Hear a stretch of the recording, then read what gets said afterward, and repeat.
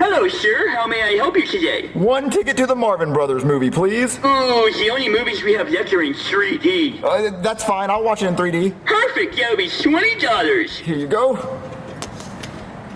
And here is your movie ticket. Yes. Wait a minute. Do I know you from somewhere?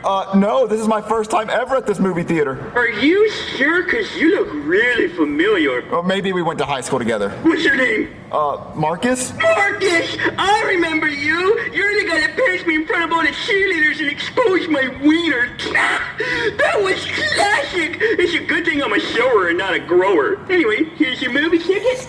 I actually got a ticket! And don't forget your 3D glasses. Oh, thank you so much, sir. Enjoy the movie.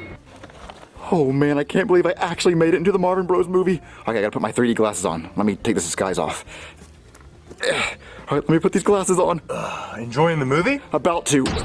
Get the out. Oh! Yep, come on, man. You know you can't see this movie. Oh, come on, just let me watch the intro. Nope, let's go. Oh, come on!